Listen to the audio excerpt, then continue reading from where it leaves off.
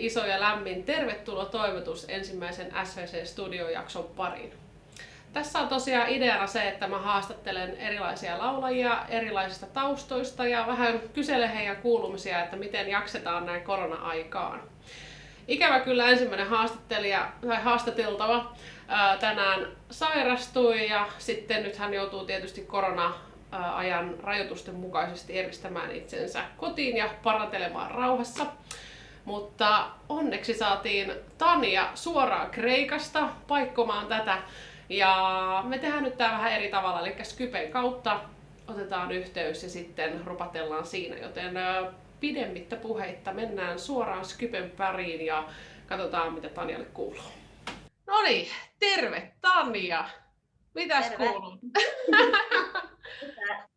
Nopea valmistautuminen tässä, niin kuin mitä pari tuntia sitten päätettiin, että Joo. tehdään haastattelu. Niin Erittäin loistavaa ja nopeaa reagointia tähän näin nopealla aikavälillä. Ja mitäs sinne Kreikkaan muuten kuuluu? Täällä on ainakin älyttömästi lunta ja kylmää. Niin, No siis on täällä niin kuin viime aikoina ollut tosi niin kuin Suomen mittapuulla kesäistä ja keväistä, että on ollut 15-20 astetta lämmintä silleen, mutta nyt just tänään ja viikko eteenpäin on taas sitten lähellä nollaa ja yöllä menee miinukselle ja tulee vähän luntakin tuossa viikonloppuna, että tämmöinen minitalvi tähän, takatalvi tulee nyt tässä meillekin. Okei. Että, No, joo. Suoraan säästä mennään sitten näihin lauluhommiin. Tosiaan Tanja on, niille jotka ei siis Tanjaa tunne, niin Tanja on laulaja. Ja mitäs kaikkea sä nyt tällä hetkellä teet? Teillä on nyt Silver Night-niminen bändi myös, mutta sä olet itsesi paras asiantuntija, niin ihmeessä kerro vaan kaikki mitä irti lähtee. Joo, no siis Silver Night Bandin laulaja olen niin kuin musiikkipuolella. Me soitetaan semmoista, mitäs nyt voisi sanoa, vähän niin kuin kasari-rockin ja synthwaven ja sellaisen niin sekoitusta, että se on semmoista vähemmän metallia, niin kuin ehkä olette tottunut Sarasta kuulemaan enemmän sen puolen ihmisiä, ja mäkin olen pitkään ollut niin metalli-ihminen, mutta siis päädyin jostain syytä sitten tämmöiseen bändiin, ja ihan kiva. Ja no siis lauluhommia mä siinä teen pääasiassa, kyllä mä niin kuin olen siinä vähän sävellyksissä ja sanoituksessa ja sovituksessa mukana, mutta pääasiassa laulaja.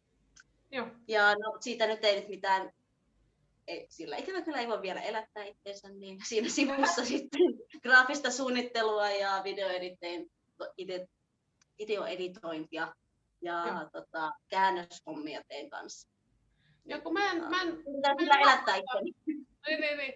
Mä en muista ihan mistä me alun perin toisimme tutustuttiin, mutta oliko se näistä lauluhommista, koska mä oon ainakin seurannut sun YouTube-kanavaa aika paljon, missä sulla on näitä cover-biisejä Iron Maidenistä, mitä näitä nyt oli, apua Nightwishiin. Iron Maidenistä Nightwishiin oli siellä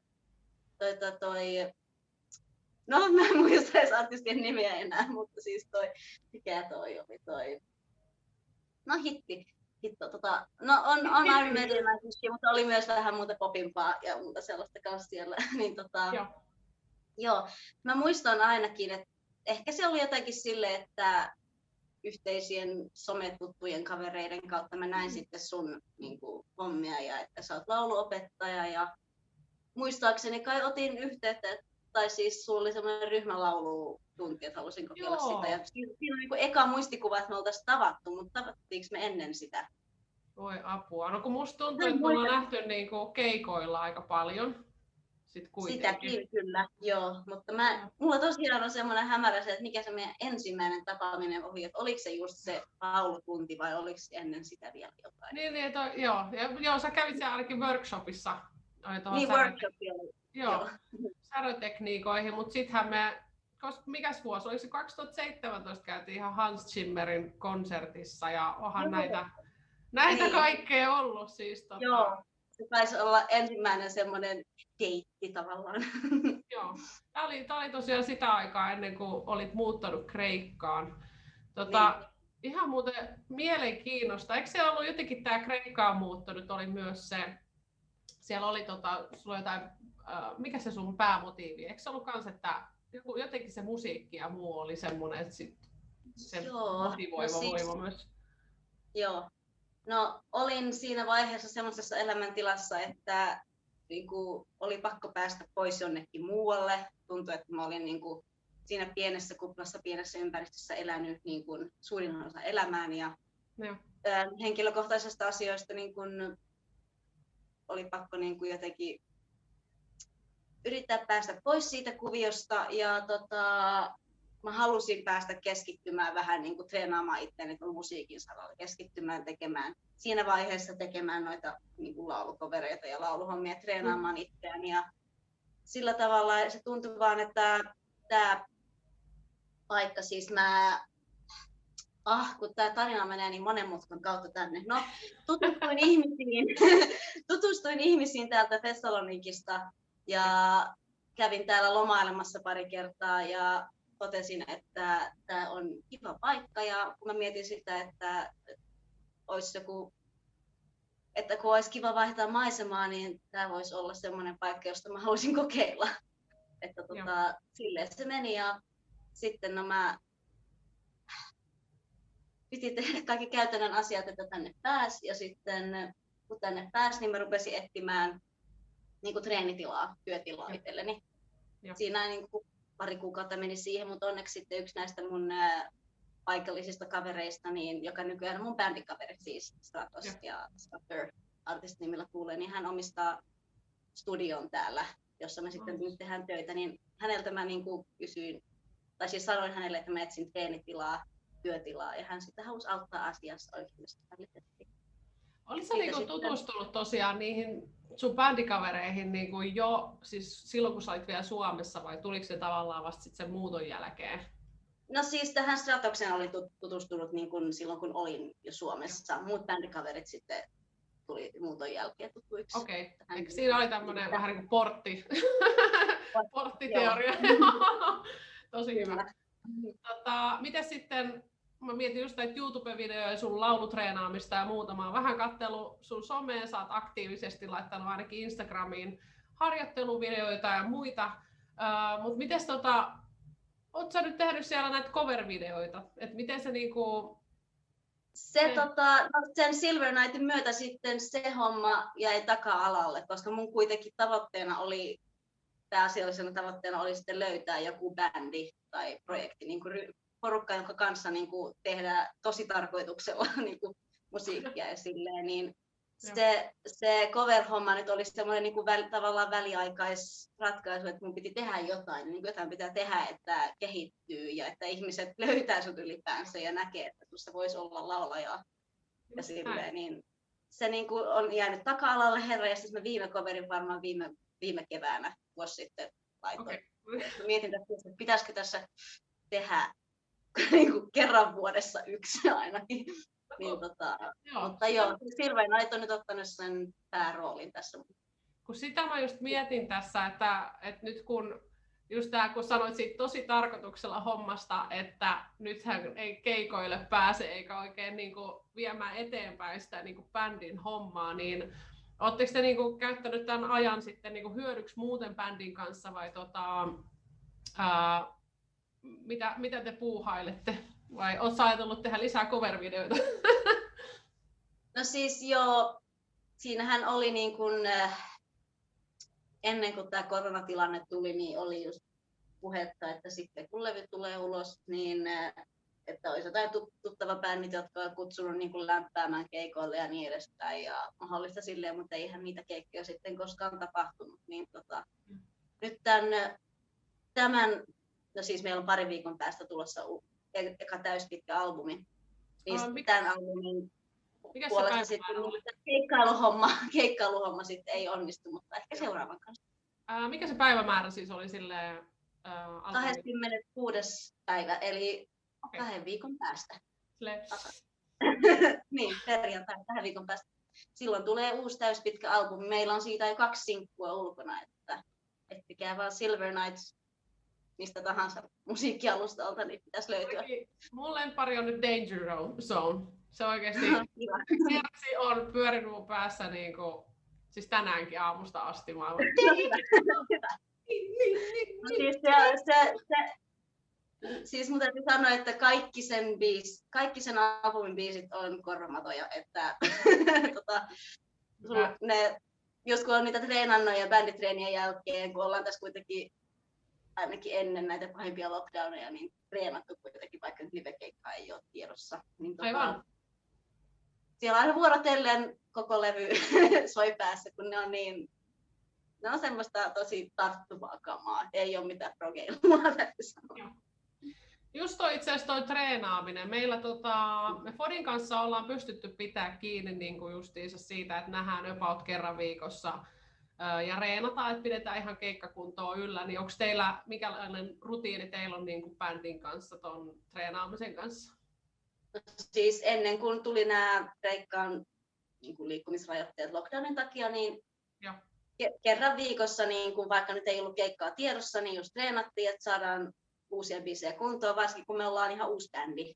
Ja niin kuin me ei oltu ennen tämän tulevan albumin äänityksiä niin kuin soitettu yhdessä ollenkaan silleen, niin tietenkin tavallaan ehkä tämä on antanut meille vähän lisäaikaa niin kuin kehittää sitä meidän yhteissoittoa ja silleen, että silleen, mutta jotain positiivista. Että tosiaan pitää yllä soitto- ja laulutaitoa silleen, että vaikka ei olisi keikkoja tiedossa, niin kyllä sitä pitää treenailla säännöllisesti.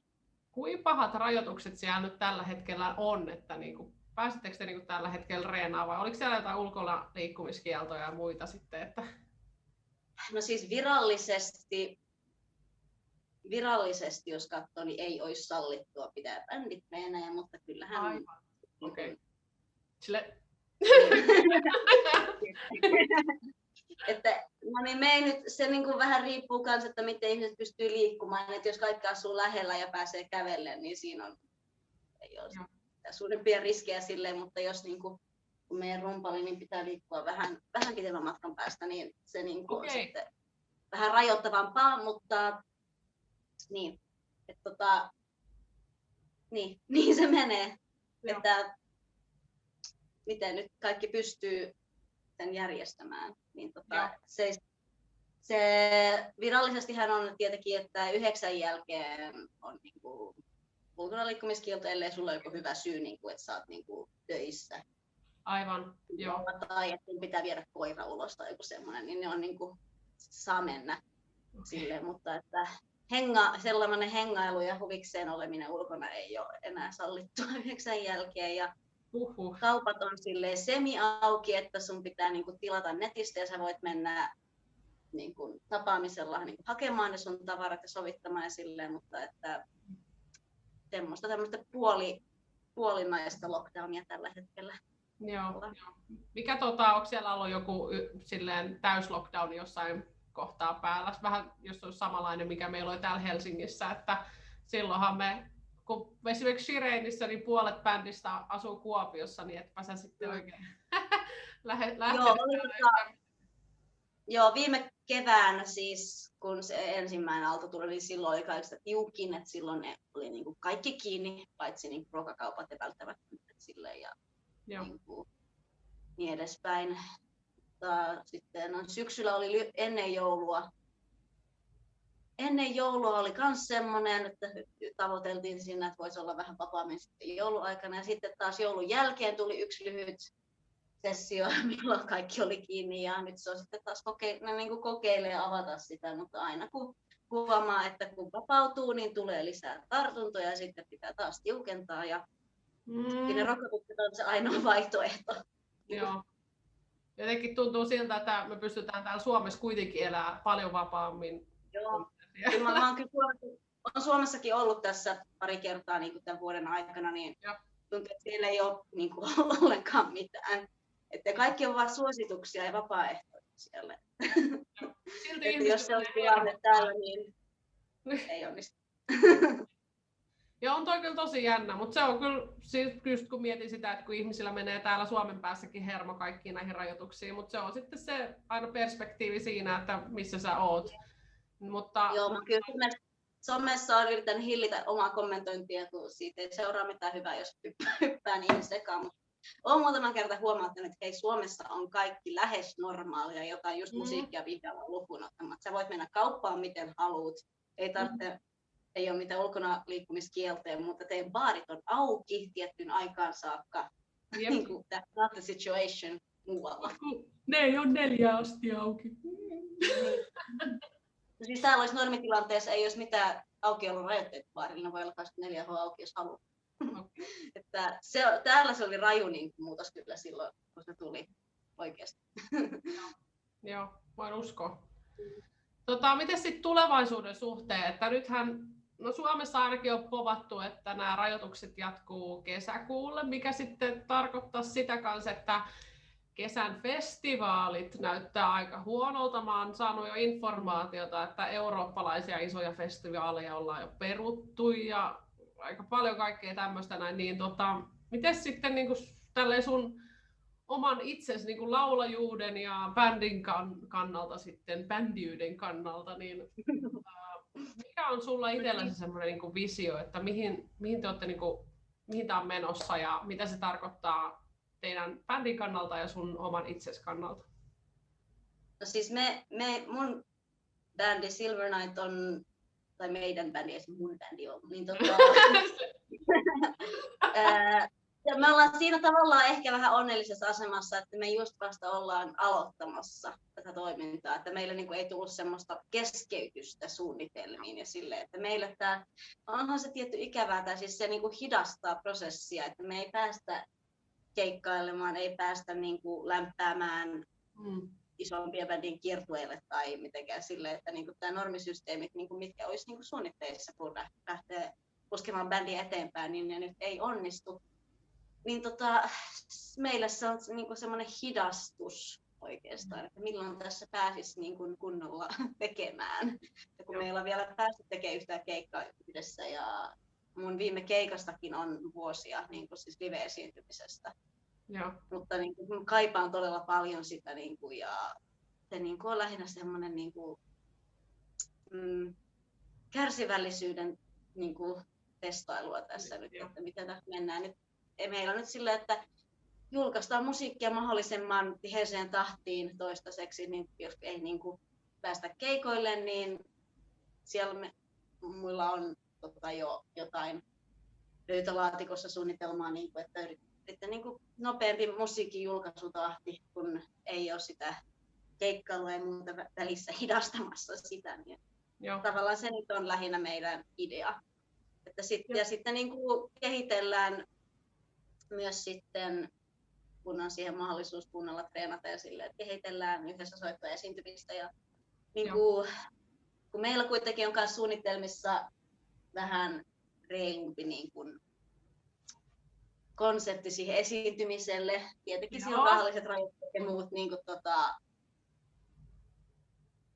siis niin kuin esteenä. Raha on aina este näissä asioissa, että kun me ei haluttaisi vaan mennä niin kuin normivaatteessa vaan vetämään biisiä lavalla, vaan meillä on, jos Sara tietää vähän, niin meillä on vähän enemmän konseptia tässä bändin ympärillä, on niin kuin tietyt hahmot ja tarina ja pitäisi niin kuin jotenkin pitää lataa ympäristöä saada lavastettua siihen henkeen ja niin edespäin, niin tällaiset asiat kuitenkin meillä vaatii sitä vähän pitempään kehittelyä ja sille, että tavallaan ehkä ihan ok, että meille ei tullut semmoista äkkinäistä kiirettä, että nyt pitäisi äkkiä joku lavastesysteemi tässä räpästä kasa ja äkkiä keikalle, vaan että me voidaan rauhassa sitä miettiä, niin se tavallaan niin kuin siinä on se hyvä puoli taas. Tietenkin se on ikävää, että niin kuin tämä hidastaa tätä. Joo. Mutta mä niin kuin pystyn samaistumaan tuohon ihan täysillä, koska sama juttu oli nyt mun tämän uuden bändin Shirenin kanssa, että tämä toki niin kuin ollaan reenattu ja niin kuin kaikki, meillä on tietysti vähän vähemmän aikaa noista keikoista, kun jätkät on puolet sieltä Blacklight Disciplinestä ja sitten meillä on Mikki jo Fodista, niin ollaan oltu keikoilla viimeisen vuoden aikana, mutta silti kyllä ne taidot niin kuin ruostuu, niin kyllä se itse treenaamisen suhde niin kuin tärkeä. Mä mietin vaan myös sitä, että meillä on ehdoteltu paljon esimerkiksi striimikeikkoja, niin mikä on niin kuin sun ajatus näistä striimikeikoista, että lähtisikö Silver Night niin kun vaikka esimerkiksi toteuttamaan tämmöistä striimikeikkaa, kun mä mietin niitä ja kaikkia rekvisiittoja ja muuta, niin voisiko se olla tavallaan semmoisen niin kuin oman universumin luomista sitten vähän eri tavalla? No siis kyllä me totta kai ollaan mietitty ja suunniteltu pienimuotoista striimikeikkaa, sillä nyt tämän lockdown-homman takia nyt ei olla vielä pystytty lyömään lukkoon päivään, mutta jossain vaiheessa kyllä olisi aikomus vetää striimikeikka, jos kerran ei pääse oikeita keikkoja vetämään. Se nyt on semmoinen korvike, että eihän se ole sama ikinä, mutta niin kuin, tavallaan bändillä on aina se tarve niin kuin näyttää ja ihmisillä on tarve nähdä bändistä, että hei, miten te niin kuin hoidatte tämän homman, miten te soitatte livenä. Ja niin kuin, no, se niin kuin on tavallaan, no siitä voi vähän niin kuin nähdä. Mutta eihän se striimikeikan kattominenkaan ole ollenkaan sama asia kuin keikalla paikan päällä oleminen myöskään niin kuin katsojan kannalta. Että ne on semmoisia korvikkeita. Joo, ei ole ihan semmoinen olo, että jes, nyt ollaan keikalla. Että. Onko katsoa niin kuin live-DVD tai jotain? Niin, vaikka se onkin livenä ja silleen, mutta niin. Sitä on myös se, että on nähnyt kaiken tasoisia striimiproduktioita myös, niin sitten esimerkiksi Fodin kanssa ollaan päätetty se, että ei pidetä striimikeikkoja, koska meillä on niin iso se tavallaan koneisto ja sitten se striimin jälki saattaisi jäädä just vähän semmoiset B-luokkaiseksi. Niin,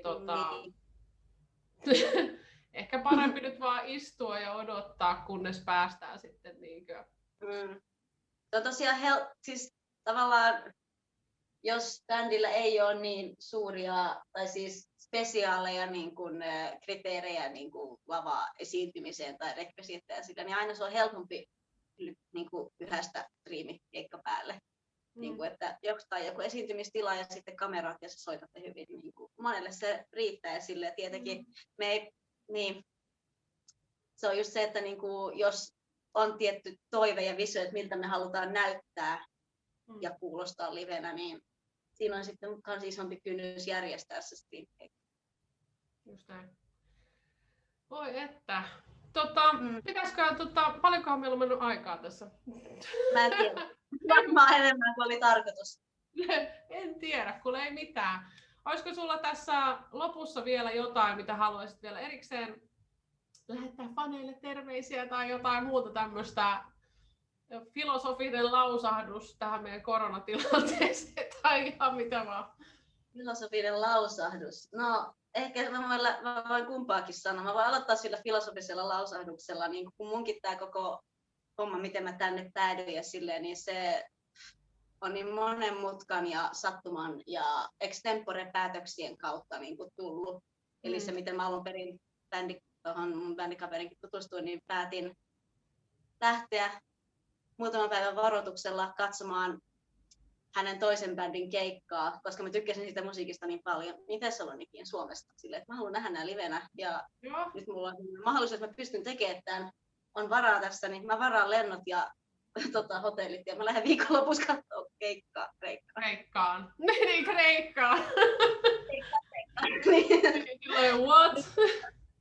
Että jos mä en olisi tehnyt sitä hullua extempore-päätöstä, mä todennäköisesti en olisi täällä eikä Silvenaattia tässä muodossa olisi. Että sanon, että tehkää tommosia extempore-päätöksiä, kokeilkaa mitä tapahtuu. Että pitää uskaltaa tehdä niitä. Se voi johtaa vaikka mihinkään kipaan. Siis täytyy kyllä sanoa silleen iso hatunnosto myös tästä sun, kun on saanut tässä vuosia jo seurailla tätä sun matkaa, niin tää oli kyllä niinku ehkä ultimaattisesti se niinku isoin repäsy, että tulee vaan ilmoitus, mä muutan nyt Kreikkaan. Niin, joo. Se on vähän semmoista just selviytymistä, just miten niin kuin käytännön asiat hoituu ja miten tässä nyt, mutta niin kuin siinä niin kuin virran mukaan, tai siis sen virran mukana, mikä siinä nyt tapahtuu, niin täytyy vaan yrittää selviytyä ja selvittää asioita. Niin. Ja asioilla on myös taipumus järjestyä. Että niin, jos yrittää. Jos yrittää, niin jos ei yritä eikä tee mitään, niin silloin ei tapahdu myöskään mitään yleensä. Niin, Joo. mitäs muuta, ehkä semmoinen vähän kaupallisempi puhe sitten vaan, että meillä tosiaan se uusi albumi on tulossa 2 viikon päästä 26. päivä helmikuuta. Se katkaa se, ja se meillä on ne 2 sinkkua siitä ulkona. Löytyy ihan kaikkialta Spotifysta, Deezeristä, YouTubesta, mistä vaan. Etsikää Silver Night. Nite, ei Nightingale, vaan Nite, niin kuin amerikkalaiset. Mutta joo. Mä laitan nimittäin teidän bändistä ja sun jutuista, YouTube-kanavista ja kaikista mahdollisesta linkit tähän tonne alas. Niin ihmiset löytää sut ja teidän bändin. Ei siinä. Kiitoksia ihan älyttömästi tästä, sä seivosit mun päivän. Tämä oli tosi mukava kans. Mulla ei ollut tälle päivälle mitään suurempia suunnitelmia, jotain työhommia hoitaa niin kuin koneella. Tämä oli tosi kiva vaihtelu. Päästä puhumaan tälleen. Huomasin, että mä puhun ehkä paljon, kun päästään puhumaan. Joo, sillä ei huomaa tämän korona-ajan semmoisen ihmisiä. niin pääsee puhumaan ihmisille. Ja suomessakin puhuminen on vähän nyt niin kuin semmoinen spesiaali. Mä oon niin englanniksi on kommunikoinut, niin ehkä tämä onnistuu, en tiedä.